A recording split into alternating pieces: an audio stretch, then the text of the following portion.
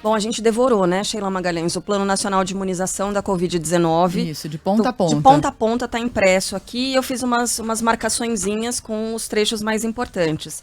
Com relação aos grupos prioritários, o que é que diz o plano?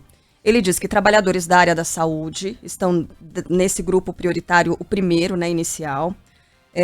Profissionais de apoio, cuidadores de idosos, entre outros, as pessoas com 60 anos ou mais institucionalizadas, né, são as pessoas que estão em instituições recebendo cuidados, em asilos, por exemplo, população idosa com 60 anos ou mais, e aí vem, né, o indígena aldeado em terras demarcadas, comunidades tradicionais ribeirinhas e quilombolas, e aí vem o seguinte, que é uma novidade, pelo menos para mim, com relação à população, esse grupo prioritário, que é a população em situação de rua, isso até então não havia sido citado por nenhuma autoridade. É claro que esse grupo prioritário, ele vai ser dividido também, né? Sim. Nesse primeiro momento... Não tem dose para tudo isso, Não tem. Nesse primeiro momento, profissionais da saúde e idosos, ponto.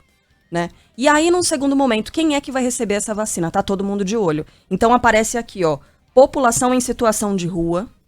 Aí vem as morbidades, diabetes, hipertensão arterial, doença pulmonar, doença renal, doença cardiovascular, transplantados. Então, é um outro grupo que são aqueles, o grupo das pessoas que tem essa tendência a evoluir de uma forma pior, né? Ao serem contaminados pelo coronavírus. No entanto, detalhamento desses grupos prioritários, ele não é feito. Ele ainda não existe. Né? A gente tem o detalhamento feito desse primeiro grupo dos idosos, feito pelo governo de São Paulo, porque foi anunciado, foi demonstrado o calendário, inclusive, que é esse calendário que, na verdade, talvez não esteja mais valendo, né? Com início em 25 de janeiro, primeiro grupo de acima de 70 anos, 65 a 70 anos, de 60, enfim. Isso foi divulgado pelo governo de São Paulo porque estava pronto. O do governo federal, ele ainda não existe, ele ainda não foi apresentado. Isso é preocupante. E também ontem a gente discutia, isso não está aqui, Sheila, no Plano Nacional, que é com relação à proporção da distribuição dessas doses. Pelos estados. Pelos estados. Você falava do volume de vacinas que a gente vai ter, a divisão pelos estados da Federação e Distrito Federal. E como é que vai ser isso? Vai ser proporcional? No fim de semana, o presidente do Instituto Butantan de Mascovas havia dito que, sim, vai haver uma proporcionalidade com relação aos grupos prioritários. Quem tem mais idosos deve receber mais, de acordo com o volume. Mas isso está confuso e não está escrito em lugar nenhum. Não tem informação oficial a esse respeito. A nossa fonte de consulta tem que ser essa. Tem que ser o documento oficial do Ministério da Saúde, do governo federal. No entanto, isso não aparece. E aí a gente tem a fala aqui de uma outra pessoa que estava presente a essa reunião, prefeito de Florianópolis, o Jean Loureiro, que afirmou que a distribuição das doses deve ser feita de forma proporcional, sim, à população de cada estado. Já falou que o critério utilizado é um critério de proporcionalidade junto à população. Ou seja, cada estado vai receber proporcionalmente a sua população, vai distribuir proporcionalmente no município. É bom frisar que essa proporção também acontece com que vacina vai para cada estado. Nós não vamos ter, por exemplo, no estado de Santa Catarina, apenas a vacina Coronavac ou apenas a vacina AstraZeneca. Ele vai vir numa proporção.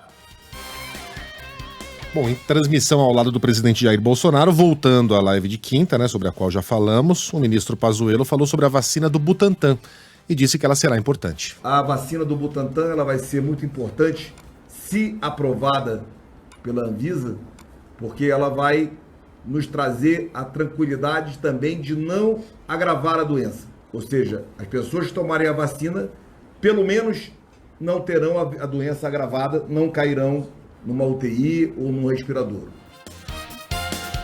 Bom, além desse aspecto que a gente tratou aqui, né, sobre como será feita, se será feita uma distribuição proporcional à população de cada estado, ou se é proporcional à população dos grupos prioritários, isso ainda não está claro. Inclusive, o Ministério da Saúde foi cobrado pelos prefeitos, está sendo cobrado pelos governadores a respeito do número exato que cada estado vai receber. Porque sem esse número, o que dizem os governadores e os secretários de saúde, as secretarias de saúde? não é possível estabelecer como se dará a distribuição entre os municípios, porque isso ficará a cargo das secretarias. Sem saber exatamente qual o número de doses que cada estado vai receber, não tem como planejar a logística de distribuição entre os municípios e que, portanto, não haveria tempo suficiente para haver uma programação, um chamamento a essas pessoas que vão se vacinar. Também até aqui não ficou exatamente claro como é que será o aviso a essas pessoas que vão se vacinar. Repito, o volume de doses é muito pequeno, né? É baixo, vai ser baixo para cada cidade. Como evitar que não haja uma corrida a postos de saúde? Porque não haverá doses para todos os postos de saúde, né? Quem vai se vacinar primeiro dentro desses grupos prioritários? Como essas pessoas vão ser chamadas? Ontem, o prefeito de Curitiba se manifestou também após essa reunião, dizendo, por exemplo, que em Curitiba, e isso deve ser seguido por vários municípios, haverá um cadastramento por aplicativo, né? Isso também é contemplado. Sobre isso também há informações no Plano Nacional de Vacinação. Utilização do aplicativo, um cadastramento. E aí o prefeito de Curitiba chegou a falar em ligações para quem for ser chamado para vacina, que as pessoas receberiam uma ligação da secretaria. É difícil imaginar isso no volume que deve ser a vacinação e na velocidade que ela tem que ser. Agora, com relação ao aplicativo, foi uma boa surpresa que eu encontrei aqui no Plano Nacional. Uhum. O nome do aplicativo é Conect SUS. Isso. Conect SUS, você entra ali na sua loja de aplicativo, eu baixei no meu rapidinho, eu e as experiências com aplicativos. Mas enfim, esse aqui vai ser um tema que deve ser chamado nas próximas semanas. Então, você, ouvinte da Band News FM, já fica alerta aí para isso. Conect SUS. Conect com 2 N's? Conect. Mas de Connect conexão. com 2 N's ou com um N só? Como assim? Não, com um N Um só. N só, Connect, do como jeito a que a gente gente fala, do fala, jeito que a tá. gente fala, do jeito que a gente escreve. Que já era um Conect aplicativo SUS. que vinha sendo usado por quem usa o SUS. Já tem uma Exatamente. boa parcela da população aí que já se utiliza do aplicativo. E ele né? funciona muito bem, foi uma descoberta para mim, porque eu não uso, né? Eu uso o sistema privado de saúde. E ele funciona bem. Por meio do meu CPF, ele tem inclusive um serviço de mapeamento das unidades básicas de saúde que estão ao meu redor.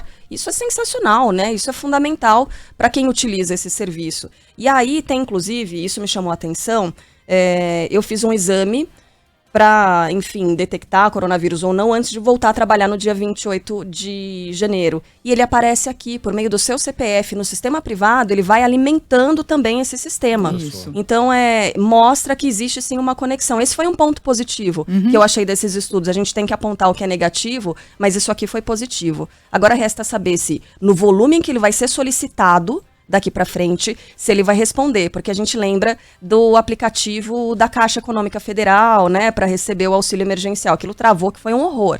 Mas, pelo jeito, esse aqui está funcionando e funcionando bem. Então, fica aí o alerta, já baixei o aplicativo, foi uma grata surpresa aqui, ó, norma da aclimação, nosso ouvinte está dizendo. Então, Conect SUS, isso aqui mais para frente provavelmente vai servir para conectar os brasileiros para essa campanha de vacinação.